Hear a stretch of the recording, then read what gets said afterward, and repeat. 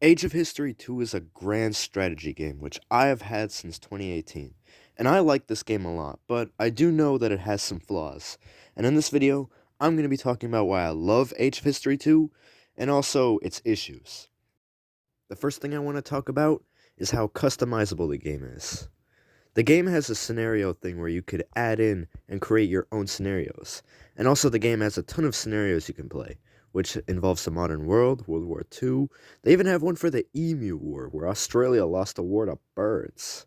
And you could also make your own scenarios, like say, if I click this, I'd have a completely blank map. Now, it's pretty easy to do this. All you have to do is click on places where the country's capitals would be, and you could add them in. And also, you could add civilizations from this button here, and you could just click on the provinces you want to add them. Another thing that's really cool about the customization system is that you could add in your own countries. Like, for instance, right here, I've made the grand nation of Thin Latviastan, and if I really, really wanted to, I could make my own scenario and add this nation in. And you could do this countless times. You could create as many nations as you want and make your own scenarios with them, which is just another really cool thing that I think they added in for this game. It's very cool. The next thing I want to talk about is the gameplay. Now, other map games are a lot more complicated like this one, like Hoi 4 or Victoria 2, but this one is a lot simpler. Basically, all you're going to want to do for the combat is try to have a bigger army and a bigger economy. And if you have that, you could basically just spam out infinite troops to overrun them with. There is something though that sort of affects combat a little bit, like fortresses, which you can build here. These are very good for defense, and you start off with a tower and a fortress in your capital. But overall, they can sort of become a liability if your economy is bad and you can't really fund troops very much. And if you let the enemy take these, it's not very good. Also, terrain in this game also affects the combat a bit. Like, these are plains, for example, which give a -2 defense bonus, but they're good for military upkeep, and they have a -5 build cost. Now, here in these mountainous regions, these are hills, where the defense bonus is much higher, but movement is less and the build cost is more, and also it costs more to get troops over there. These terrain things sometimes affect combat, but very little, and they probably need a rework. Also, there's the technology system, which you can fund more by here, and you could put more points into your taxes, and you could also put points into this. The goods thing basically increases your population the more you fund it, and the investments basically automatically increase your funding very slowly, but it's pretty alright. The research sometimes, oh wait, no, this builds up your research points so you can get more points here to put into tech. And these tech things give you little bonuses, like income taxation, which gives you more money. And basically, for wars and stuff, all you want to do is try to get a bigger economy than your enemy. And one way you could do that is by just automatically and manually, wait, no, not automatically, just manually investing in these economic buildings here. And they're not called economic buildings or anything. They're just called economy. It's pretty weird, but basically, if you just do this for long enough, you can just overpower anybody, and that's pretty much all there is to warfare. Not too much strategy.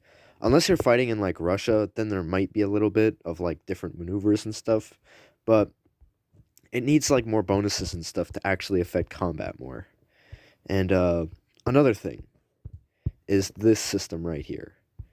If you have over 10 minus negative relations with a country, you could send this ultimatum thing, and you could demand vassalization. Smaller countries will usually always accept vassalization, and this is a little exploit here, but if you wait long enough, these 29 turns, you could just send them, like, another insult to get their relations down, and if you send them another ultimatum, they will likely accept the next option on that, which is called annexation. Now, you can only do this to a vassal, and vassals will usually always accept that if you have a higher number of troops than whatever troops they have. And this is a little exploit you can do, because you could just keep doing this to smaller states to get even more powerful. And it's pretty easy in this game to get overpowered, if you know what you're doing.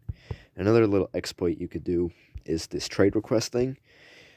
Almost every country I know will accept this, but if you give them like 1 gold, like almost not even non-existent gold, they will probably accept that and declare war on any nation you give them to. Like, I just gave Silesia here $1, and they just accepted that and went to war with Bohemia, which they're probably going to lose too, but that's another little exploit thing.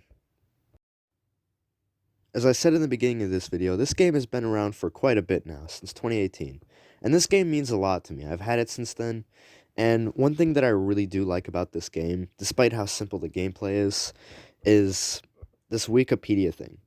You could learn about all of these countries, because for pretty much every single one of these countries that are on this map, they have a Wikipedia thing.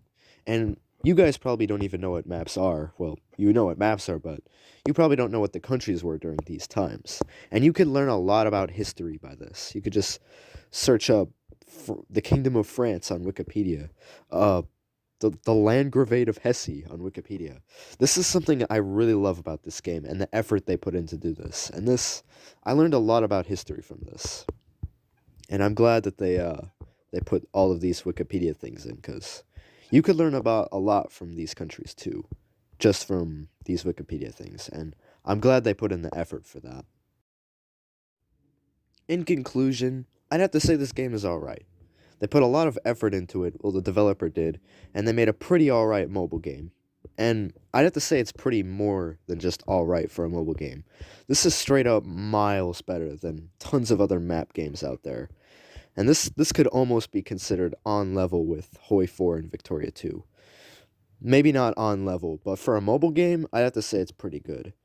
And this is the full version here. I'm not exactly sure if all of you are rich enough to buy. I'm just joking. I think the game's like $3 or something. But if you really do want to like learn about history, or you just want to play a pretty awesome map game on mobile, the game's probably like $3 or something. I don't remember the exact price, but it's pretty low. And the developer put a lot of effort into this game for a mobile game, which is more than pretty much all the games on the App Store. And there's also a bunch of scenarios that you can play that are built in, and you could add your own scenarios too. The game is very customizable. And there are mods out there that you could download on phone and on PC. And yeah, that's pretty much all I wanted to say on Age of History 2. I really like this game, and it's very special to me. I'll always have a special place for it in my heart. And if you guys really want to buy it, it's like $2 or $3 in the App Store. I forgot, but it's pretty cheap. Anyways, yeah. Probably expect more of this game in the future. I might be playing it more.